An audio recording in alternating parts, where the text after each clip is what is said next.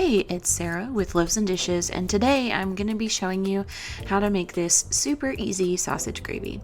So I started out with about 2/3 of a pound of sausage. That's just what I had left from a different recipe, and I am going to cook that in my cast iron skillet. Oh, Bailey is standing by my feet. She was hoping for some sausage.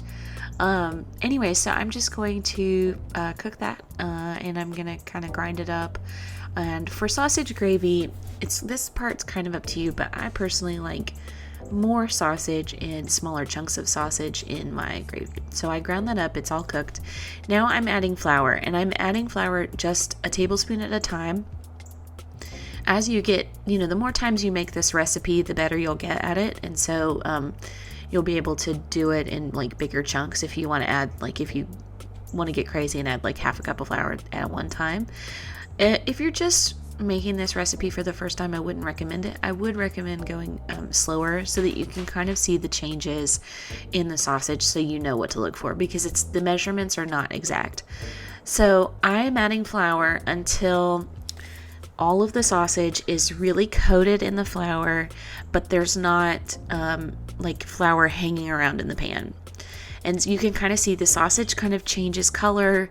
It gets really coated in the flour. So now I'm adding milk, and I just do a splash at a time, and I mix it around, and you can see that the milk immediately gets absorbed by the flour. Also, you don't want to do this right after you add all the flour. You do want to let the flour cook for just a few minutes, just so that there's not like a raw flour taste. And I just keep adding milk and mixing it up until all of the milk is incorporated. And then once all of the milk is incorporated, if I'm not happy with the thickness, I add more milk.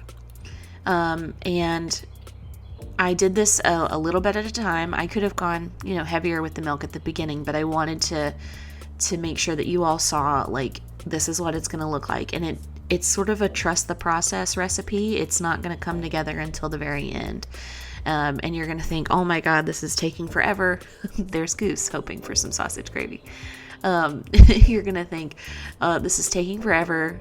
Something is not right. But just keep going. Just keep mixing. And it will get there. It's actually really, really easy to do, and it's only a couple ingredients. So it just takes some practice. And some people would have stopped there. If you like a really thick gravy, you could have stopped there. But I like my gravy a little bit on the thinner side. And as it cooks a little bit, after you get done adding things, and you go to add seasonings, and as it cools down, it will continue to thicken up some. So I would suggest making it just a touch thinner than how you like it, because it is going to continue to thicken.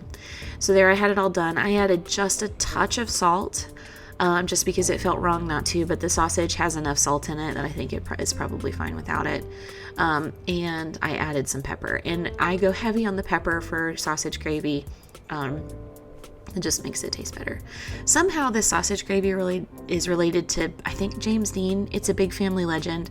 Mom got this recipe from a patient who was like the personal assistant to a super famous person. So if you want to hear about that, you should email her at loavesanddishes at gmail. Or no, loavesanddishes.net. But if you want to hear more from us, you know where to find us. Anything that we used in today's video will be linked in the description box. Subscribe. We put out new videos every Monday through Friday, and you can follow us on Facebook at Loaves and Dishes for more. Thanks for watching.